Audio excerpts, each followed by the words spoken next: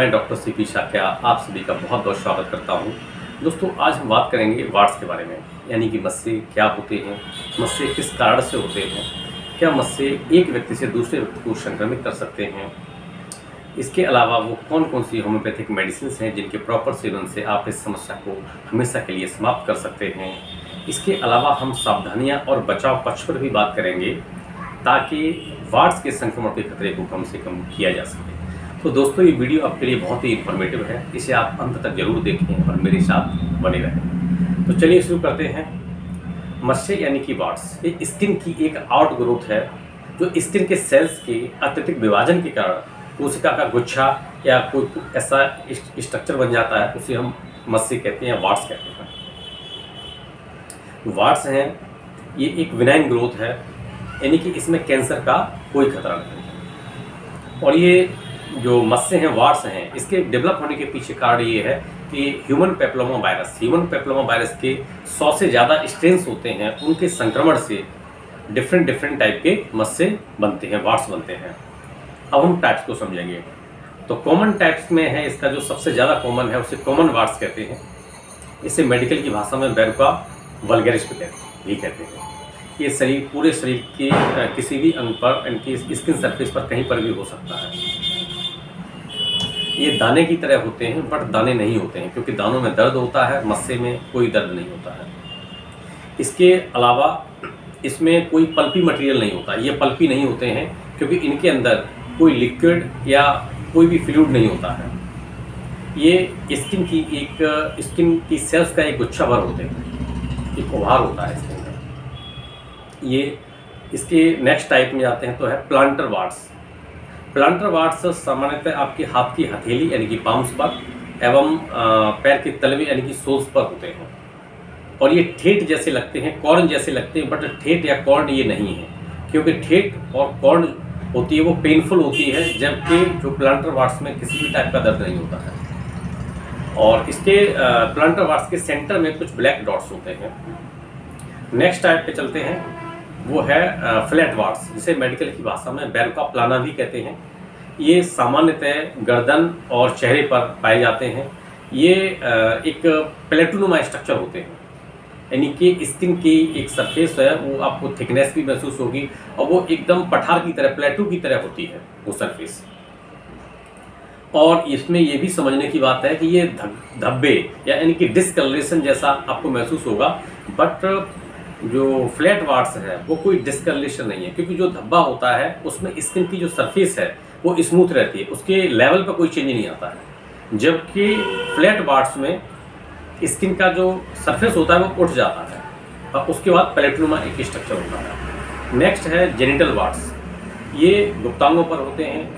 पुरुषों में ये पेनिस और स्क्रोटम के एरिया और एनल एरिया पर होते हैं। महिलाओं में वेजाइनल एरिया और एनल एरिया में होते हैं। इनका रंग ऑफ वाइट और हल्का ग्रे होता है। अच्छा, महत्वपूर्ण बात यह है कि जेनिटल वार्ड्स सेक्सुअली ट्रांसमिटेड होते हैं। इसके अलावा सामान्यतः वार्ड्स में कैंसर का कोई खतरा नहीं होता है, लेकिन जेनिटल वार्ड्स में स्पेशली महिलाओं में सर्विक्स कैंसर का खतरा बढ़ जाता है। नेक्स्ट टाइप है फिलीफॉर्म वार्ड्स। ये धागे नुमा स्ट्रक्चर है, थ्रेड नुमा स्ट्रक्चर है वार्ड्स का, जो सामान्यतः पलकों पर, होठों पर, आपके चेहरे के किसी भाग में हो सकते हैं। इसके बाद जो नेक्स्ट टाइप है वो है मोजेक वार्ड्स। मोजेक वार्ड्स यानी कि वार्ड्स का क्लस्टर, गुच्छा नुमा जब एक आकृति बनने लगती है मस्सों की, तो उसको हम क्लस्टर वार्ड्स भी कहते हैं। तो दोस्तों, ये प्रकारों को हमने समझा। अब हम बात करेंगे मेडिसिन के बारे में कि वे कौन कौन सी होम्योपैथिक मेडिसिन हैं जिनके प्रॉपर सेवन से आप इस समस्या को हमेशा के लिए समाप्त कर सकते हैं।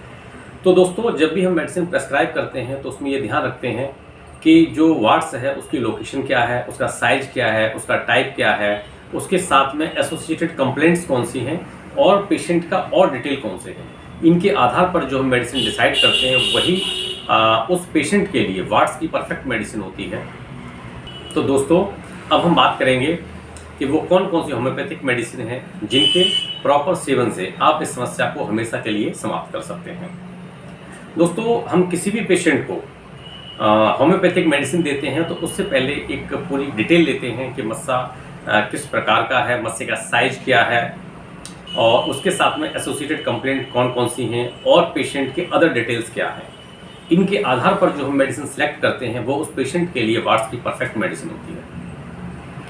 अब उन कुछ प्रमुख मेडिसिन को समझेंगे। तो पहली मेडिसिन है थूजा ऑक्सीडेंटलिस। ये मेडिसिन को होम्योपैथी में किंग ऑफ एंटीसाइकोटिक रेमेडी कहा गया है।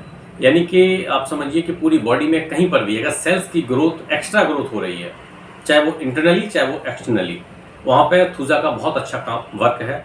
तो थूजा ऑक्सीडेंटलिस इसकी सबसे ज़्यादा प्रयोग की जाने वाली मेडिसिन है।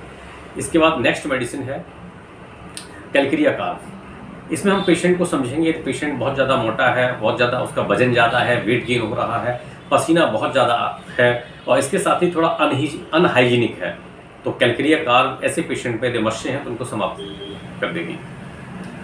नेक्स्ट मेडिसिन है कॉस्टिकम। यदि ऐसे मस्से जो बहुत ज़्यादा पुराने हो गए हैं, थोड़ी जिद्दी मस्से हैं, ठोस से हैं और बहुत ही अनहाइजीनिक टाइप के मस्से लग रहे हैं, तो इसमें कॉस्टिकम बहुत अच्छा काम करेगी दोस्तों। नेक्स्ट मेडिसिन है डल्कामारा। डल्कामारा जो मेडिसिन है वो मस्से की बहुत ही अच्छी मेडिसिन मानी जाती है। इसमें यदि जो मस्से हैं वो गुच्छों के तौर पर बन रहे हैं, क्लस्टर के फॉर्म में हैं, तो डल्कामारा सर्वोत्तम औषधि है इसकी। यदि मस्सों में, इनकी वार्ड्स में किसी भी टाइप का इरिटेशन है, जलन है, उनमें ब्लीडिंग हो रही है, बहुत ज़्यादा पेनफुल है, तो नाइट्रिक एसिड इसकी परफेक्ट मेडिसिन है दोस्तों। इसके अलावा और भी ढेर सारी मेडिसिन हैं जिनको हम पेशेंट के इंडिविजुअलाइजेशन के ऊपर हम डिसाइड करते हैं। तो दोस्तों हमने मेडिसिन को समझा, हम चलते हैं सावधानियां और बचाव पक्ष पर, ताकि उन नियमों का पालन करके हम वार्ड्स के संक्रमण के खतरे को कम से कम कर सकें। तो दोस्तों पहली बात तो ये है कि यदि आप पब्लिक स्विमिंग पूल्स का प्रयोग करते हैं तो आपको वार्ड्स के संक्रमण का खतरा बहुत ज़्यादा है। तो प्रयास करें जहाँ पर बहुत ज़्यादा साफ़ सफाई रहती हो, बहुत ज़्यादा कि सैनिटाइजेशन प्रॉपर होता हो, उन पब्लिक स्विमिंग पूल्स का आप प्रयोग कर सकते हैं, लेकिन ये ध्यान रखें कि कम से कम करें। नेक्स्ट में यदि आप ऐसे हेयर सैलून पर जाते हैं, यानी कि शेविंग कराने के लिए, हेयर कटिंग कराने के लिए, जहाँ पे एक ही जो टॉवेल है या कोई कपड़ा है उसका कई कस्टमर्स पर प्रयोग किया जाता है, तो वहाँ वार्ड्स होने का खतरा बहुत ज़्यादा बढ़ जाता है दोस्तों। इसके अलावा जैसे आपने शेविंग की वही ब्लेड्स अगर इस्तेमाल किए जा रहे हैं कई कस्टमर्स पर, तो इसमें भी वार्ड्स होने का खतरा बहुत ज़्यादा है दोस्तों। ये नील वाइटिंग हैबिट है आपको, इनकी नाखून चबाने की हैबिट है, इसको अभी के अभी छोड़ दें, क्योंकि नील वाइटिंग वाले जो लोग हैं उनको वार्ड्स होने की खतरा बहुत ज़्यादा होता है। नेक्स्ट है, यदि आप बहुत ज़्यादा, हाथ धुलना अच्छी बात है, लेकिन आप अति के शिकार हो गए हैं कि हर बात पर बार बार हाथ धुलते हैं, तो आपकी जो हाथों की यानी कि जो त्वचा है वो बहुत ज़्यादा सॉफ्ट हो जाएगी। इससे वायरस एंट्री कर सकता है अंदर और वार्ड्स होने की संभावना को बढ़ा देगा। इसके बाद हम देखें तो अगर आपको कोई स्किन की इंजरी है या स्किन में कोई संक्रमण है, उसको आप जल्द से जल्द ठीक करने का प्रयास करें, क्योंकि यदि स्किन की सरफेस खुली होगी, ह्यूमन पैपिलोमा वायरस वहाँ से एंटर कर सकता है और वार्ड्स डेवलप हो सकता है। तो दोस्तों ये कुछ बातें हैं जिनका आप पालन करें और दवाओं का प्रॉपर सेवन करें। तो दोस्तों उम्मीद करता हूँ कि वीडियो आपको बहुत अच्छा लगा होगा। यदि वीडियो अच्छा लगा है तो आप वीडियो को लाइक करें, कमेंट करें, शेयर करें अपने दोस्तों के साथ, रिलेटिव्स के साथ, और यदि आपने हमारे चैनल को सब्सक्राइब नहीं किया है तो चैनल को सब्सक्राइब करें, ताकि इसी तरह के इन्फॉर्मेटिव वीडियो आपको मिलते रहें। कुछ चीज़ों का ध्यान रखें एवं दवाओं का प्रॉपर सेवन करें। उम्मीद करता हूँ आपको ये वीडियो अच्छा लगा होगा।